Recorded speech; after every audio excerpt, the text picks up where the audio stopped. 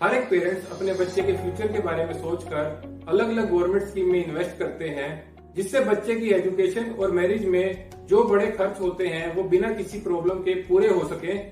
इसके लिए पेरेंट्स दो बड़ी गवर्नमेंट स्कीम में इन्वेस्ट करते हैं, जो है LIC की कन्यादान पॉलिसी और पोस्ट ऑफिस की सुकन्या योजना। तो फ्रेंड्स, आज इस वीडियो में बात करेंगे LIC की कन्यादान पॉलिसी और पोस्ट ऑफिस की सुकन्या योजना के डिफरेंस की। Hello friends, welcome to my channel Oberoi की राय। आज इस वीडियो में बात करेंगे LIC की कन्यादान पॉलिसी और पोस्ट ऑफिस की सुकन्या योजना में से कौन सी पॉलिसी आपके लिए बेहतर हो सकती है, और इनमें से कौन सी पॉलिसी में अगर आप इन्वेस्ट करते हैं तो शायद आपको ज्यादा बेनिफिट पॉलिसी से ना हो पाए, और जिस पर्पज से आपने पॉलिसी में इन्वेस्टमेंट की है, चाहे वो चाइल्ड एजुकेशन है या चाइल्ड मैरिज है, शायद वो भी पूरा ना हो पाए। तो फ्रेंड्स, आज की ये वीडियो चाइल्ड के फ्यूचर प्लानिंग को लेकर बहुत ही इंपॉर्टेंट हो जाती है, तो इस वीडियो को पूरा देखें और इंश्योरेंस की अलग अलग पॉलिसीज की डिटेल नॉलेज के लिए मेरे इस चैनल को सब्सक्राइब कर लें। आइए देखते हैं पोस्ट ऑफिस की सुकन्या समृद्धि योजना और LIC की कन्यादान पॉलिसी में क्या क्या डिफरेंस है। इसमें सबसे पहले बात करते हैं प्रीमियम पेमेंट टर्म की। तो सुकन्या समृद्धि योजना में प्रीमियम पेमेंट टर्म 14 साल की है। मतलब इस सुकन्या समृद्धि योजना में आपको 14 साल तक प्रीमियम पे करना है और इसमें मेच्योरिटी 21वें साल में मिलती है। LIC की कन्यादान पॉलिसी, जो कि जीवन लक्ष्य पॉलिसी का ही दूसरा नाम है, इसमें आप 13 साल से 25 साल तक की पॉलिसी टर्म ले सकते हैं। मतलब इसमें आप चुन सकते हैं कि आपको 13 साल से 25 साल तक कितने साल तक पॉलिसी चलानी है, और आपको पॉलिसी की मेच्योरिटी 13 साल से 25 साल तक कौन से साल में चाहिए। LIC की कन्यादान पॉलिसी में premium payment term policy term से 3 साल कम होता है। मतलब इसमें आपको पॉलिसी टर्म से 3 साल कम तक प्रीमियम देना है। फॉर एग्जाम्पल, अगर आप 20 साल की पॉलिसी टर्म लेते हैं तो आपने 17 साल तक ही प्रीमियम पे करना है, और अगर आप 25 साल की पॉलिसी टर्म लेते हैं तो आपने 22 साल तक ही प्रीमियम पे करना है। अगर आप 13 साल की पॉलिसी टर्म लेते हैं तो आपने 10 साल तक प्रीमियम पे करना है। अब बात करते हैं सेकंड डिफरेंस की। पोस्ट ऑफिस की सुकन्या समृद्धि योजना केवल लड़कियों के लिए ही है, और LIC की कन्यादान पॉलिसी आप अपने पैदा हुए बच्चे या बच्चियों दोनों के लिए ले सकते हैं। मतलब आपकी गुड़िया है तो उसके लिए आप कन्यादान पॉलिसी ले सकते हैं, और अगर आपका लड़का है तो भी आप उसके लिए कन्यादान पॉलिसी ले सकते हैं। कन्यादान पॉलिसी पेरेंट्स के नाम से ली जाती है और उसकी मैच्योरिटी पर जो बेनिफिट मिलता है वो बच्चे को मिलता है। कन्यादान पॉलिसी में लड़का या लड़की होने से प्रीमियम पर कोई फर्क नहीं पड़ता। मतलब आप सेम प्रीमियम पर दोनों के लिए पॉलिसी ले सकते हैं। इसके बाद थर्ड डिफरेंस है मैक्सिमम एज का।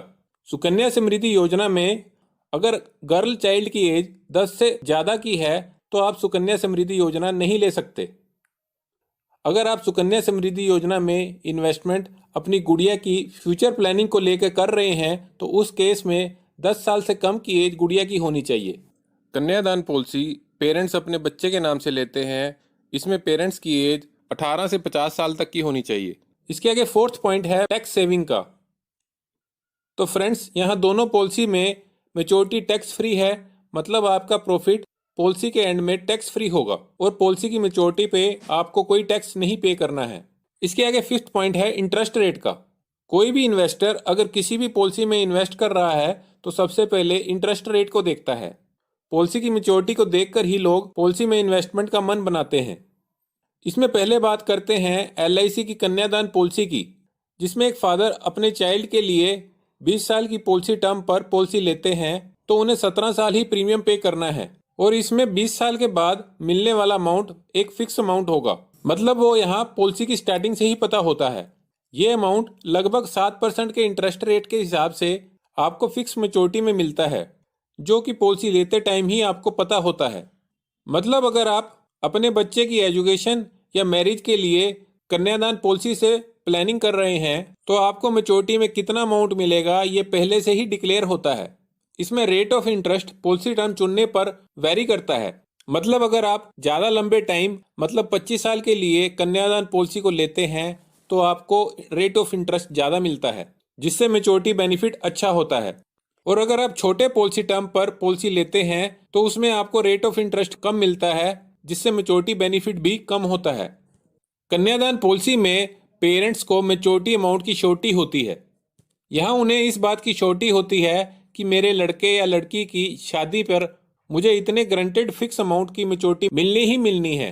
मतलब यहाँ पे आप मैच्योरिटी को एक श्योरिटी फिक्स अमाउंट की तरह देख सकते हैं। अब अगर बात करें पोस्ट ऑफिस की सुकन्या समृद्धि योजना की, तो इसमें इंटरेस्ट रेट फिक्स्ड नहीं है। मतलब अगर यहाँ आपको पॉलिसी की स्टार्टिंग में 8.5% का इंटरेस्ट रेट कहा गया है, तो 14 साल प्रीमियम भरने के बाद 21वें साल में जो मैच्योरिटी मिलनी है वो पूरी पॉलिसी टर्म में 8.5% के इंटरेस्ट रेट के साथ श्योरिटी नहीं है।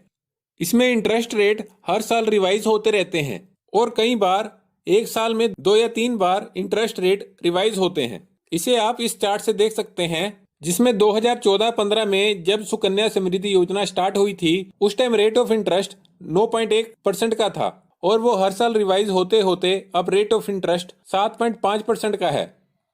मतलब जब पॉलिसी 2014-15 में स्टार्ट हुई थी और जिन लोगों ने पॉलिसी ली थी, तो उस पॉलिसी में भी ऐसा नहीं था कि उन्हें उनकी इन्वेस्टमेंट पर 21 सालों में 9.1% के इंटरेस्ट रेट पर मैच्योरिटी मिलेगी।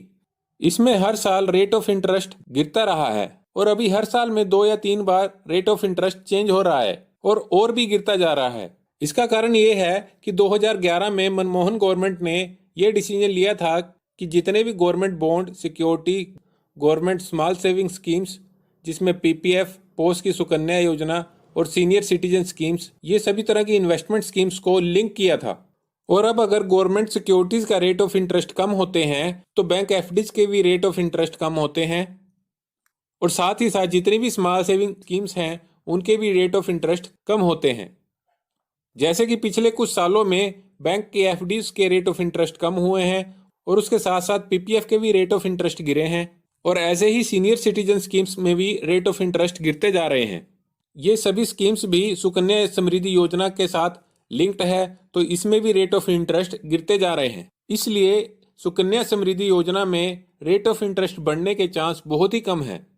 अगर आप अपनी गुड़िया के लिए इसमें इन्वेस्ट करते हैं तो अभी चाहे रेट ऑफ इंटरेस्ट ज़्यादा है, पर फ्यूचर में ये रेट ऑफ इंटरेस्ट यही रहेंगे, इसकी कोई गारंटी नहीं है। जिससे आपकी पॉलिसी की मैच्योरिटी में फिक्स इंटरेस्ट रेट के साथ फिक्स अमाउंट की श्योरिटी रहेगी, ऐसी कोई गारंटी नहीं है। सुकन्या समृद्धि योजना में ऐसा भी हो सकता है कि आपने जितना पैसा इन्वेस्ट किया उससे थोड़ा बहुत ही बढ़कर आपको मिले और आपने बच्चे के लिए जिस पर्पस से पॉलिसी ली थी उस पर्पस में पॉलिसी की मैच्योरिटी से पूरा फाइनेंशियल सपोर्ट ना मिल पाए।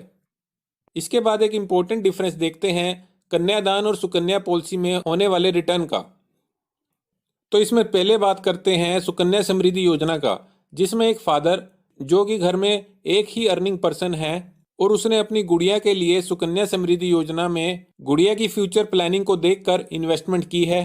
और अगर यहाँ पॉलिसी टर्म में फादर की किसी कारण डेथ हो जाती है तो यहाँ घर के किसी और मेंबर को पॉलिसी का बचा हुआ प्रीमियम पे करना होगा, क्योंकि यहाँ पॉलिसी में पॉलिसी की मैच्योरिटी तभी मिलती है जब 14 साल तक पॉलिसी में पॉलिसी का प्रीमियम पे किया होता है। और मिस हैपनिंग होने पर, फादर की डेथ होने पर अगर आगे के पॉलिसी का प्रीमियम पे नहीं होता तो at the time of maturity benefit के साथ पैसे नहीं मिलते, जिसके कारण पेरेंट्स जिन्होंने सुकन्या योजना में बच्चों की एजुकेशन या मैरिज की प्लानिंग कर कर इन्वेस्टमेंट की थी उसका उनको बेनिफिट नहीं मिलता। ये इस सुकन्या समृद्धि योजना का सबसे बड़ा डिसएडवांटेज है। अब अगर बात करें एलआईसी की कन्यादान पॉलिसी की, जिसमें एक फादर ने अपने लड़के या लड़की के लिए कन्यादान पॉलिसी में इन्वेस्टमेंट किया है और उन्होंने इसमें 25 साल पॉलिसी टर्म रखी है, जिसमें उन्होंने 22 साल तक प्रीमियम पे करना है। और अगर वो इस पॉलिसी में पॉलिसी का सम इंश्योर्ड 10 लाख का लेते हैं तो पॉलिसी के एंड पर उन्हें तकरीबन 26 लाख मिलते हैं। यह मैच्योरिटी अमाउंट की गारंटी पॉलिसी की स्टार्टिंग से ही रहती है।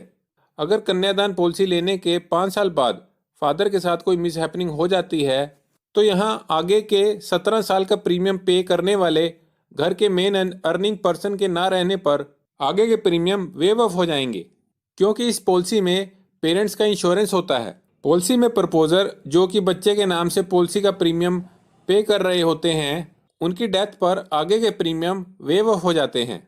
इसके साथ साथ सम इंश्योर्ड का 10%, अगर 10 लाख के सम इंश्योर्ड की पॉलिसी है तो 1 लाख हर साल जब तक पॉलिसी की मैच्योरिटी नहीं होती तब तक फैमिली को बच्चे की स्टडी या बच्चे के पालन पोषण के लिए मिलता रहेगा। मतलब इस एग्जाम्पल में 17 सालों में टोटल 17 लाख फैमिली को बच्चे की स्टडी के लिए और मिलेंगे। यहाँ फादर ने कन्यादान पॉलिसी में इन्वेस्टमेंट किया था शादी के पर्पज से, तो इसमें बच्चे की शादी के टाइम कन्यादान पॉलिसी की मैच्योरिटी से 20 लाख तक की मैच्योरिटी बेनिफिट और मिल जाएगा। इसके साथ साथ एक्सीडेंट डेथ के केस में सम इंश्योर्ड के बराबर का अमाउंट डेथ होने पर उसी साल LIC से और मिल जाता है। मतलब यहाँ कन्यादान पॉलिसी में ट्रिपल बेनिफिट मिलता है, जिसके कारण ये पॉलिसी पोस्ट ऑफिस की सुकन्या योजना से बहुत ही बेहतर हो जाती है।